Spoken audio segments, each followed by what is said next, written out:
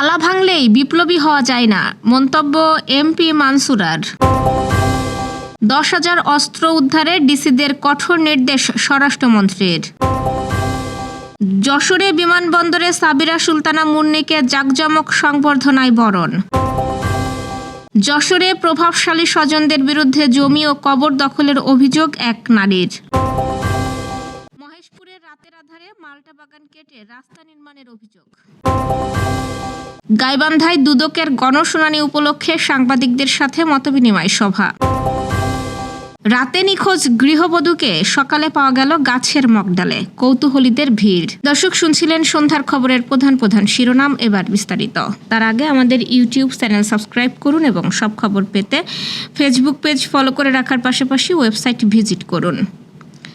তালা ভাঙলেই বিপ্লবী হওয়া যায় না বলে মন্তব্য করেছেন সংসদ সদস্য মানসুরা আলম। তিনি বলেন, জুলাই একবারই এসেছিল, তখন হলের তালা ভাঙা ছিল দীর্ঘদিনের এক নিষ্পেষণের বিরুদ্ধে দাঁড়ানো। মঙ্গলবার দিবাগত রাতে দেওয়া এক ফেসবুক পোস্টে এমন মন্তব্য করেন সংরক্ষিত আসনের সংসদ সদস্য মানসুরা আলম। পোস্টে তিনি উল্লেখ করেন, জুলাই একবারই এসেছিল।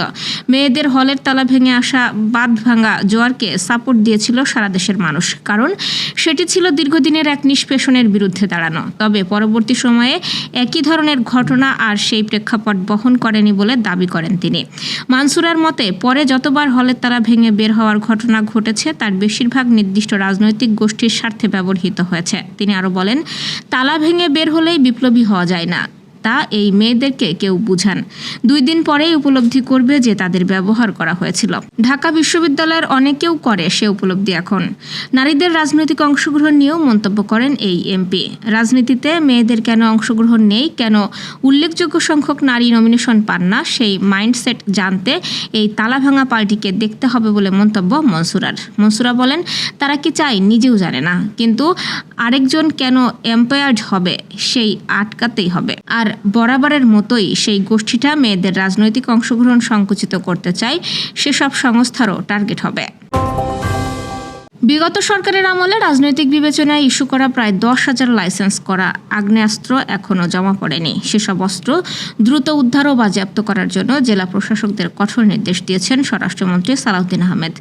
আজ জেলা প্রশাসক সম্মেলনের স্বরাষ্ট্র মন্ত্রণালয় সম্পর্কিত অধিবেশন শেষে সাংবাদিকদের এসব তথ্য জানান মন্ত্রী। স্বরাষ্ট্রমন্ত্রী বলেন, অন্তর্বর্তীকালীন সরকার দায়িত্ব গ্রহণের পর লাইসেন্স করা অস্ত্র জমা দেওয়ার যে নির্দিষ্ট সময়সীমা তা পার হওয়ার পরও একটি বড় অংশের অস্ত্র এখনও মাঠ পর্যায়ে রয়ে গেছে। এই অস্ত্রগুলো উদ্ধার করে সংশ্লিষ্টদের বিরুদ্ধে আইনানুগ ব্যবস্থা গ্রহণ এবং প্রয়োজনে মামলা দায়েরের জন্য মাঠ প্রশাসনকে তৎপর হওয়ার নির্দেশনা দেওয়া হয়েছে। সালাউদ্দিন আহমেদ আরও জানান, 2009 সালের জানুয়ারি থেকে 2024 সালের 5 আগস্ট পর্যন্ত রাজনৈতিক বিবেচনায় বা নীতিমালার তোয়াক্কা না করে যেসব অস্ত্রের লাইসেন্স দেওয়া হয়েছে সেগুলো বাতিলের প্রক্রিয়া চলমান রয়েছে। জেলা পর্যায়ের কমিটির মাধ্যমে এই যাচাই বাছাই কার্যক্রম সম্পন্ন হবে এবং যেসব লাইসেন্স ত্রুটিপূর্ণ হিসেবে প্রমাণিত হবে কেবল সেই অস্ত্রগুলোই সরকার বাজেয়াপ্ত করবে। তবে 2009 সালের আগে ইস্যু করা বৈধ লাইসেন্সধারীরা যথাযথ প্রক্রিয়ায় তাদের অস্ত্র ফেরত পাবেন। মাঠ পর্যায়ে পুলিশ ও জেলা প্রশাসনকে সমন্বিতভাবে কাজ করার তাগিদ দিয়ে তিনি বলেন, আইন শৃঙ্খলা রক্ষায় কোনো ধরনের শিথিলতা সহ্য করা হবে না এবং জনগণের নিরাপত্তা নিশ্চিত করতে অবৈধ অস্ত্র উদ্ধারে নিয়মিত অভিযান অব্যাহত থাকবে। যশোরের ঝিকরগাছা চৌগাছা এলাকায় সংরক্ষিত নারী আসনের সংসদ সদস্য সাবিরা সুলতানা মুন্নিকে বিপুল সংবর্ধনা দিয়েছেন দলীয় নেতাকর্মীরা।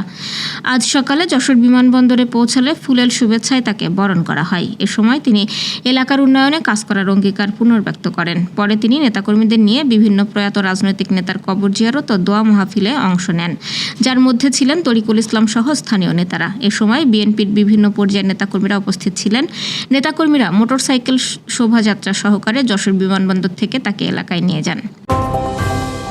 যশোরের শার্শায় প্রভাবশালী আত্মীয়দের বিরুদ্ধে গুরুতর অভিযোগ তুলেছেন আফরোজা আক্তার নামে এক নারী। আজ যশোর প্রেস ক্লাবে আয়োজিত সংবাদ সম্মেলনে তিনি জানান, তার ভাইপো ও ভাইদের নেতৃত্বে দীর্ঘদিন ধরে তার জমি, পুকুর, এমনকি মা ও সন্তানদের কবরও দখল করা হয়েছে। তিনি অভিযোগ করেন, আপোষ করতে গেলে তাকে অপমান করে বের করে দেওয়া হয় এবং পরে তার পুকুর থেকে মাছ চুরি করা হয়। বাধা দিতে গেলে উল্টো তার বিরুদ্ধেই থানায় মিথ্যা অভিযোগ করা হয়। আফরোজা আক্তারের দাবি, প্রভাব খাটিয়ে তাকে প্রশাসনিকভাবেও হয়রানি করা হচ্ছে এবং তার বিরুদ্ধে ভিত্তিহীন সংবাদ ছড়ানো হয়েছে। তিনি আরও বলেন, আমার মা ও সন্তানের কবর দখল করে রেখেছে, আমাদের প্রাণনাশের হুমকিও দেওয়া হচ্ছে। ঘটনার সুষ্ঠু তদন্ত ও বিচার দাবি করেছেন ভুক্তভোগী। ঝিনাইদহের মহেশপুরে রাতের আধারে মাল্টা বাগান কেটে জোরপূর্বক রাস্তা নির্মাণের অভিযোগ উঠেছে। ভুক্তভোগী উলিয়া রহমান জানান, গত 4 মে গভীর রাতে ভেকু দিয়ে তার বাগানের গাছ কেটে প্রায় 12 ফুট চওড়া ও 800 ফুট দীর্ঘ রাস্তা তৈরি করা হয়। এতে প্রায় 90,000 টাকার ক্ষতি হয়েছে। এই ঘটনায় কয়েকজনের নাম উল্লেখ করে থানায় অভিযোগ দেওয়া হয়েছে। পুলিশ জানিয়েছে, বিষয়টি তদন্ত করে আইনানুগ ব্যবস্থা নেওয়া হবে। ঘটনাটি এলাকায় ব্যাপক চাঞ্চল্যের সৃষ্টি করেছে। গাইবান্ধায় দুর্নীতি দমন কমিশনের গণশুনানি উপলক্ষে স্থানীয় গণমাধ্যমের সাথে মতবিনিময় সভা অনুষ্ঠিত হয়েছে।